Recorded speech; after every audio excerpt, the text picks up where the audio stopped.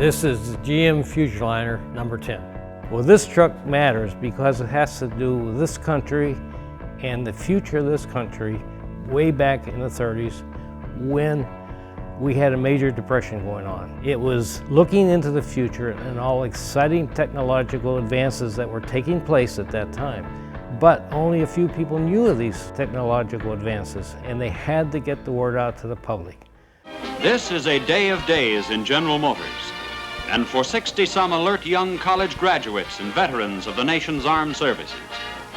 For here today at high noon, in front of the GM building in Detroit, GM's brand new Parade of Progress, bigger and better than ever.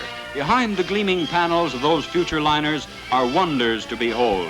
Mechanical, electrical, and chemical exhibits that will amaze, amuse, and entertain millions in the months ahead.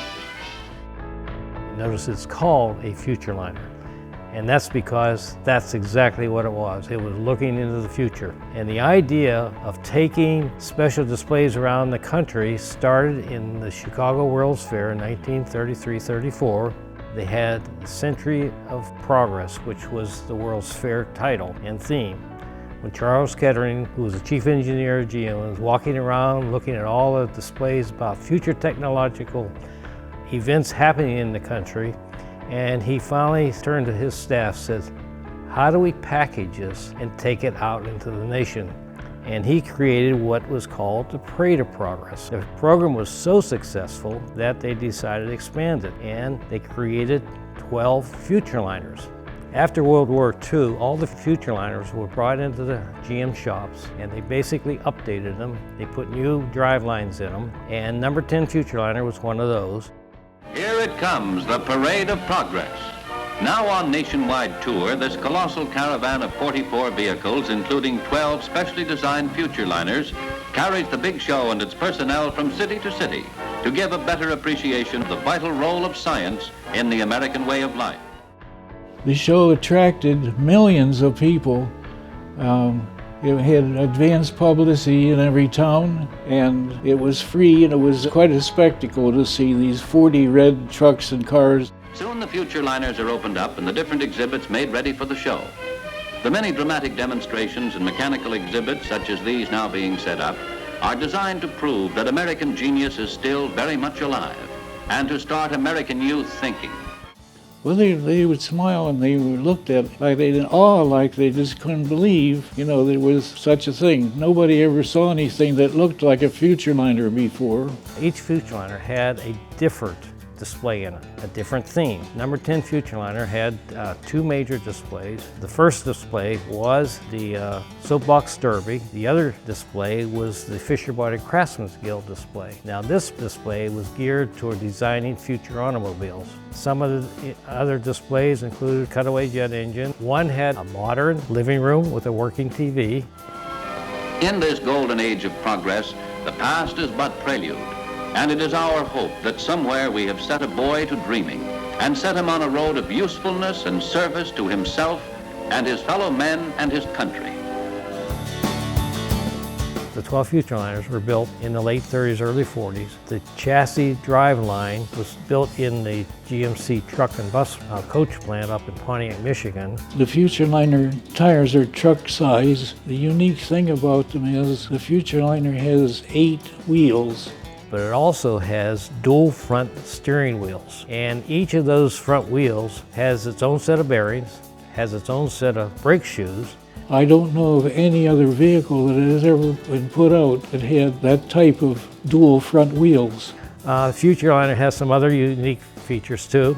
It has big 16-foot doors. Each side has an upper door and a lower door. The Futurliners were opened up both sides. The top half of the side lifted up as a marquee, and the bottom dropped down as a stage. When you open the door and go up a spiral stairway into the cab of the Futurliner, you lift the armor plate steps up to check the oil in the engine, which was right under there.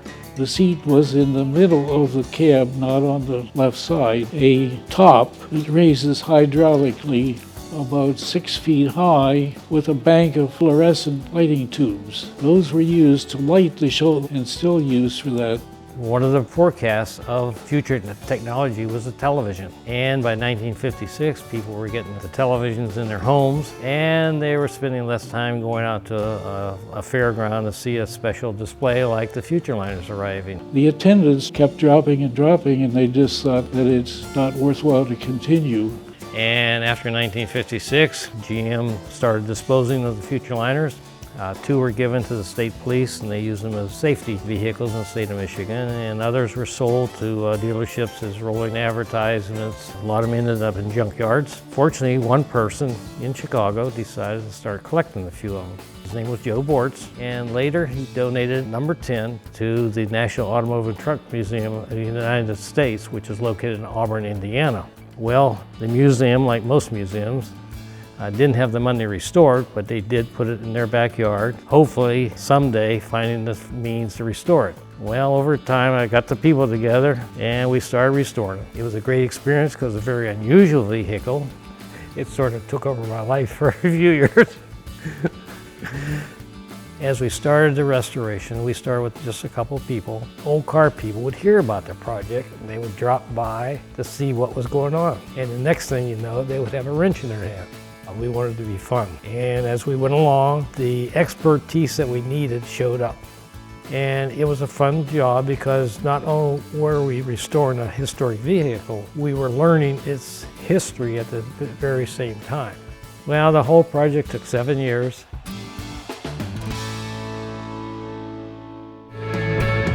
We were at a show in Canada, and one of the ladies, she observed a man walking up, stopping, looking, shaking his head, and walking away. He did it 3 times in about 4 hours. And finally she got up enough nerve to say, "What are you doing?"